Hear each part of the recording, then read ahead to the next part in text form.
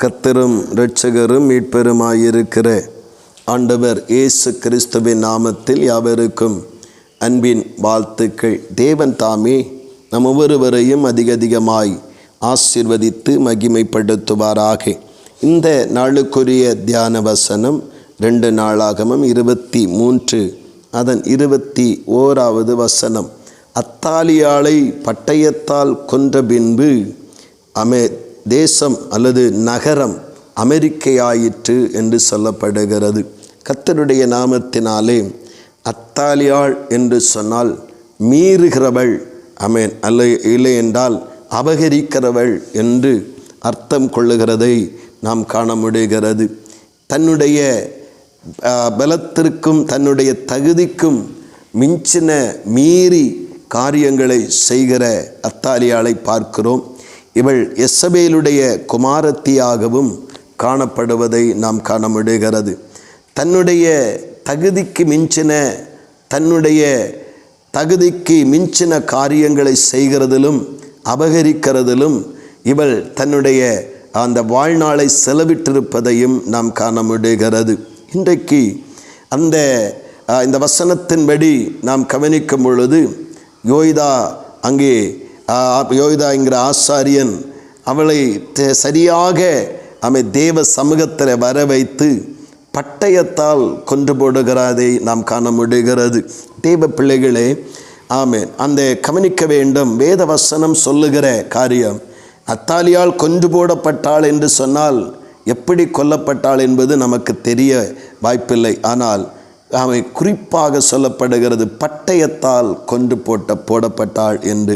இது எதற்கு அர்த்தம் கொள்ளுகிறது என்றால், நம்முடைய வாழ்விலே நம்மை மீறி நடக்க பண்ணுகிற அல்லது நம்முடைய நேரங்களை, ஜெப நேரங்களை, ஆராதனை நேரங்களை, நம்முடைய பரிசுத்தத்தை, நம்முடைய வாழ்க்கையில் தேவனோடு கூட உள்ள உறவை அபகரிக்க நினைக்கிற அத்தாலியாள் போன்ற சுபாவங்களை பட்டயத்தால், பட்டயம் என்றால் வசனத்தை குறிக்கிறது, பட்டயத்தால் கொன்று போட வேண்டும். வசனத்தால் நாம் அவைகளை கீழ்ப்படுத்தி ஜெயிக்கிறவர்களாய் மாற வேண்டும். அத்தாலியாள் கொல்லப்பட்டால்தான் நகரம் அமைதியாய் மாறும். தேவனுடைய பிள்ளைகளே, இன்றைக்கு அத்தாலியாளையும் வைத்து தேவ சித்தத்தையும் செய்யலாம் அல்லது நாம் விரும்பினபடி தேவனுக்கு பிரியமாக நடந்து கொள்ளலாம் என்றால் நடக்காது. அத்தாலியாளை அபகரிக்கிறவர்களை தன்னுடைய தகுதிக்கு மிஞ்சின காரியத்தை செய்து நம்முடைய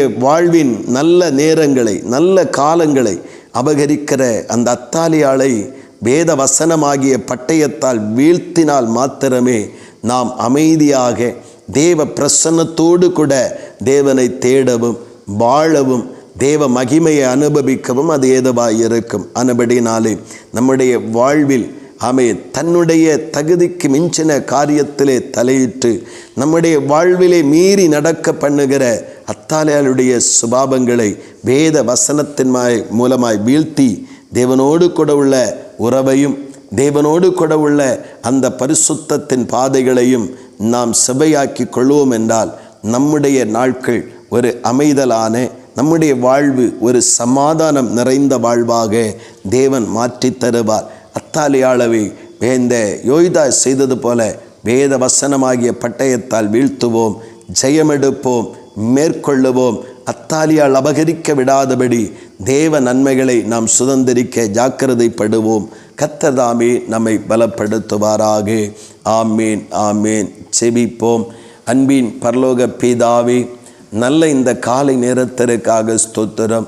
எங்கள் வாழ்க்கையிலும் எத்தனையோ அத்தாலியாக்கள் ஆண்டவரே எங்களை மிஞ்சி நடக்க பண்ண, எங்களுடைய நல்ல உச்சிதமான ஜெப நேரங்களை, ஆராதனை நேரங்களை, பரிசுத்த வாழ்வினை, பரிசுத்த பாதைகளை அபகரித்து கொள்ளுவதற்கு துணிந்து நிற்கிற அத்தாலியாக்கள் இன்றைக்கு வேத வசனமாகிய பட்டயத்தை எடுத்து அவ வீழ்த்தி நாங்கள் சுகமாய் வாழ, நலமாய் வாழ அத்தாலியால் வீழ்த்தப்பட்டே ஆக வேண்டும். அப்பா, எங்கள் வாழ்வுக்கு நன்மைகளுக்கு குறுக்கிடுகிற இந்த அத்தாலியாளை வசனம் என்கிற பட்டயத்தால் வீழ்த்தி இந்த காலை நேரத்தில் ஜெயம் எடுக்கிறோம். பரிசுத்த ஆவியின் பலத்திலே காக்கப்பட எங்கள் ஒவ்வொருவருக்கும் கர்த்தர் கிருபை பாராட்டும், ஆசீர்வதித்து நடத்தும், பெரிய காரியங்களை செய்யும். இயேசு கிறிஸ்துவின் மூலம் செபிக்கிறோம் ஜீவனுள்ள நல்ல பிதாவே. ஆமேன், ஆமேன்.